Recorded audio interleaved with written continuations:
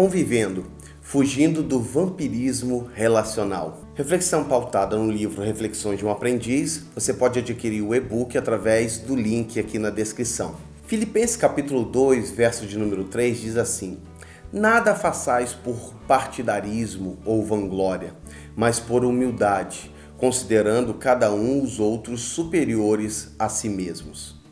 Um dia, quando Aleph era mais novo, me contou uma história que ocorreu no seu colégio. Ele disse que a professora afirmou que o irmão de sua colega estava no 3º ano do ensino fundamental. O problema era que não, mas estava na verdade no 2º ano, disse ele.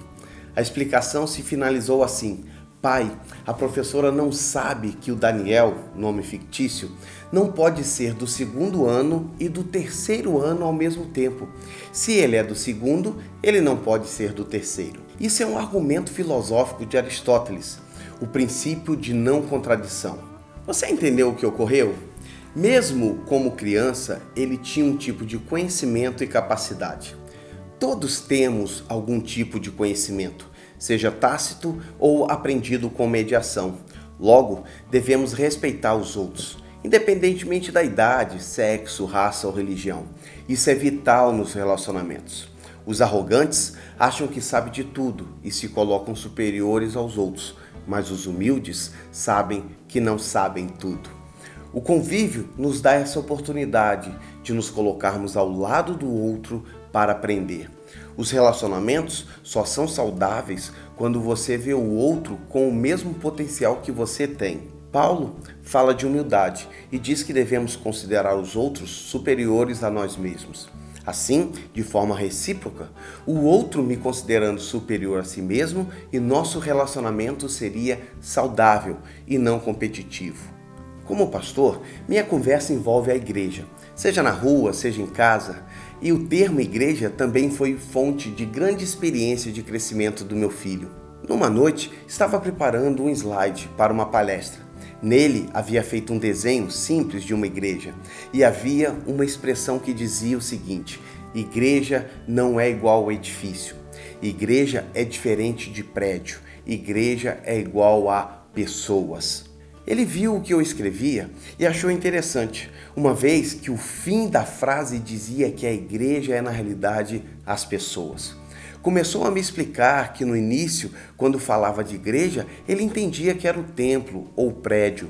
Ele me disse: estava conversando com a mamãe numa noite destas e ela me explicou que a igreja não é o prédio, mas as pessoas que estão lá dentro. Ele entendeu o que para muitos parece obscuro. Muitos confundem a igreja com o prédio ou o templo. Valorizam o aspecto físico e não as pessoas, os relacionamentos, que deveriam ser a ênfase da igreja. Vivemos tempos de valores deturpados. As coisas se tornaram mais valiosas do que as pessoas. Até nosso conceito de igreja tem como primazia a estrutura física e não o espiritual e as pessoas, ou principalmente Deus. Quando falamos de conviver, o cristianismo nos ensina que não há possibilidade de comungar com Deus sem comungar com o próximo. Por isso, naquela passagem que Jesus diz que quando alguém for levar uma oferta e tiver algum problema com alguém, deve deixar a oferta de lado, ir até a pessoa e se ajustar. A oferta é uma aproximação de Deus, um pedido de perdão.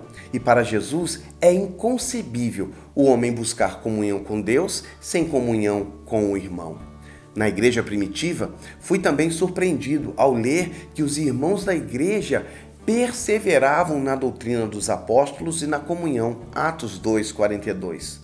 O termo perseverar envolve uma ideia de esforço, constância. Essa expressão acabou com algumas ilusões que existiam na minha mente. Uma delas é dizer que é fácil manter comunhão na igreja, pois é um ambiente somente de pessoas salvas, transformadas, e a gente sabe que não é bem assim. A pergunta imediata é: por que é necessário perseverança na comunhão, se comunhão é uma coisa boa? Pensando a respeito de perseverança na comunhão na igreja primitiva, fiz algumas considerações. Pensei que era necessária porque ainda temos a fraqueza e os limites da nossa carne. Não estamos prontos, mas em construção. Então veja a dificuldade. Mesmo assumindo um relacionamento com Deus, tenho que assumir um relacionamento com as pessoas. Tenho que aprender a viver com pessoas diferentes, com identidades, características diferentes da minha. Por isso, a importância de conviver, pois não existe vida independente. Todos somos dependentes uns dos outros, nós convivemos.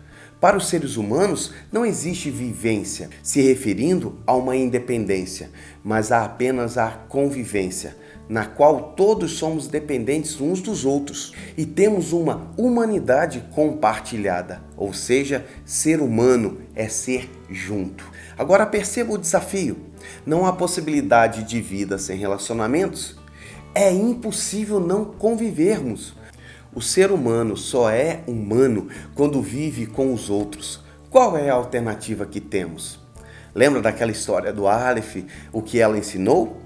Conviver é aceitar o outro com o que ele tem, suas capacidades e incapacidades, imperícias e diferenças, pois todos temos um pouquinho a contribuir para todos e precisamos um pouquinho do que o outro tem para nós. Ninguém é completo, autossuficiente. Num grupo, em sociedade, na diversidade que temos a plenitude. Conviver é crescer pelo que o outro tem, mesmo sendo algo simples. Mas todos podem acrescentar em nossa vida e podemos também acrescentar na vida do outro. Esse é o grande segredo de se conviver.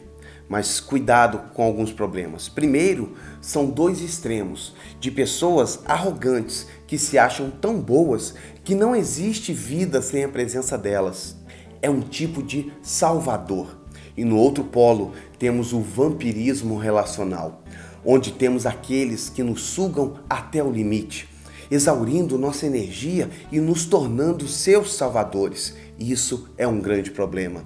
Concluindo, seremos sempre dependentes uns dos outros para nos sentirmos felizes, mas com certeza a restauração de nossa espiritualidade ao Pai proporciona reorganização de relacionamentos interpessoais e familiares que nos constroem esse ambiente de convívio e felicidade. Obrigado por ficar comigo até o final. Você que quer saber mais, adquire o livro, o e-book. Nós temos aqui o link na descrição e eu tenho certeza que você vai poder crescer e melhorar teus relacionamentos interpessoais. Deus te abençoe.